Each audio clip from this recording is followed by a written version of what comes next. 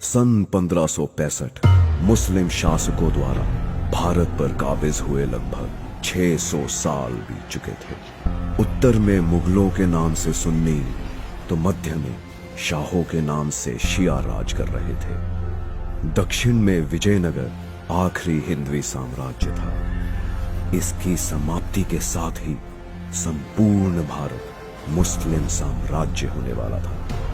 15 जनवरी 1565 को मुस्लिम शासकों द्वारा विजयनगर के अंतिम सम्राट राजा राम राय की गर्दन का सूली पर चढ़ा दी गई और इसी के साथ हुई हिंदवी साम्राज्य की संपूर्ण समाप्ति की घोषणा। पर फिर भारत को बेबीलोन की तरह किताबों के पन्नों से गुम होने से कैसे बचाया गया? कैसे एक मृत कर दी गई सभ्यता फिर जीवित हुई? इस कहानी की शुरुआत हुई सन 1645 महाराष्ट्र के रायरेश्वर मंदिर से। एक 16 वर्ष के बालक द्वारा शिवलिंग पर अपना खून चढ़ा हिंदवी स्वराज्य की शपथ ली गई। इस पराक्रमी बालक का नाम था शिवाजी राजे भोसले।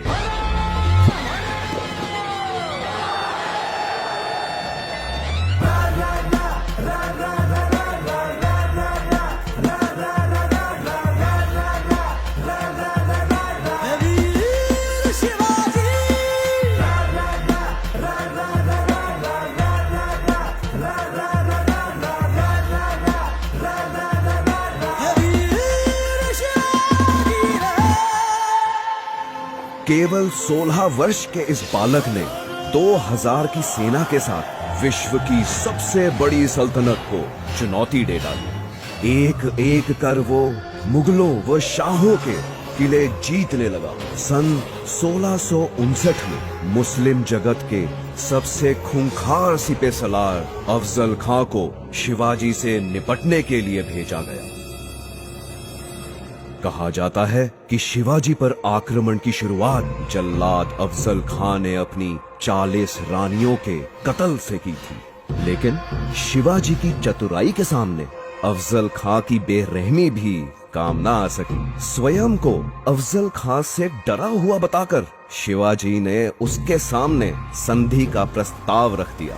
अहंकार में मदहोश अफजल खां चंद सैनिकों के साथ संधि करने शिवाजी के किले में दाखिल हो गया। शिवाजी ऐसा मौका चूकने वालों में से न थे।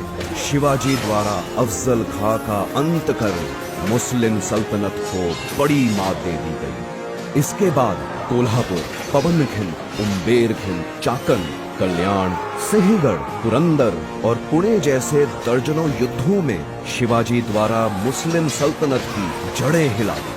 शिवाजी को रोकना नामुमकिन सा हो गया था। ऐसा लग रहा था मानो दक्षिण में विजयनगर का हिंदवी राज फिर से जन्म ले रहा हो। पर औरंगजेब भी जोश में होश खोने वालों में से नहीं था। कुछ दिन के धैर्य के बाद उसने एक दिलचस्प दांव खेला। अपने अधीन हिंदू राजा जय सिंह को उसने शिवाजी के मुकाबले में खड़ा कर दिया। हिंदवी स्वराज्य की कामना करने वाला शिवाजी हिंदू राजा पर वार नहीं कर पाएगा। औरंगजेब ये बात भली भांति जानता था और ऐसा ही हुआ। शिवाजी को पहली बार पीछे हटना पड़ा। जीते हुए 35 में से 23 किले मुगल सल्तनत को वापस करने पड़े।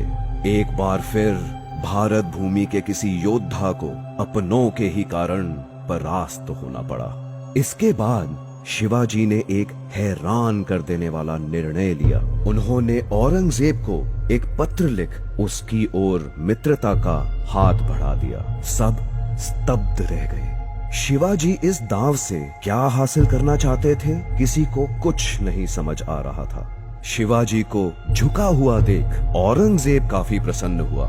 मुगलों से हाथ मिला शिवाजी द्वारा दक्कन की शिया सल्तनतों को जीता जाने लगा। संपूर्ण भारत को मुगल शासन के अधीन देखने का इच्छुक औरंगजेब शिवाजी की कुशल रणनीति से बेखबर था और दक्कन में शिवाजी की इन जीतों को अपनी जीत समझ रहा था और आखिर एक दिन 6 जून 1674 में शिवाजी ने 50,000 से अधिक ब्राह्मणों, पुरोहितों, क्षत्रिय राजाओं व व्यापारियों को एक भव्य समारोह में एकत्र किया। सबके सामने वेद मंत्र उच्चारण के बीच शिवाजी ने स्वयं को छत्रपति घोषित कर दिया। हिंदवी सल्तनत अब एक स्वतंत्र सल्तनत ऐलान की जा चुकी थी। औरंगजेब क्रोध से बौखला उठा। शिवाजी द्वारा एक अलग सल्तनत की घोषणा सीधी मुगल साम्राज्य को बड़ी चुनौती थी, पर अब बहुत देर हो चुकी।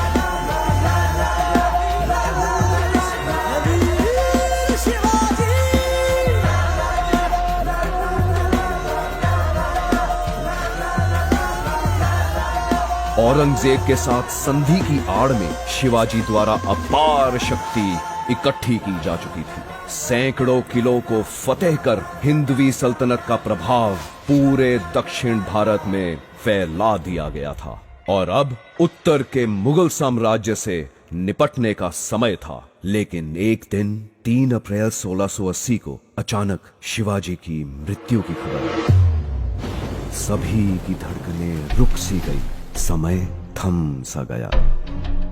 निकटतम लोगों द्वारा उनकी मृत्यु का कारण तेज बुखार बताया जा रहा था। एक बार तो आजाद भारत का सपना चकनाचूर होता दिखने लगा, पर इसके विपरीत शिवाजी द्वारा सुलगाई राष्ट्र प्रेम की आग उनकी मृत्यु के बाद और भी तीव्र हो उठी। बाजीराव पेशवा, राणोजी सिंधिया, मल्हर राव होलकर, रघुजी भोसले, दामाजी गायकवाड़, महदाजी शिंदे, दत्ताजी राव, धन्नाजी जाधव जैसे एक से एक राष्ट्रभक्त हिंदवी साम्राज्य से पैदा होने लगे।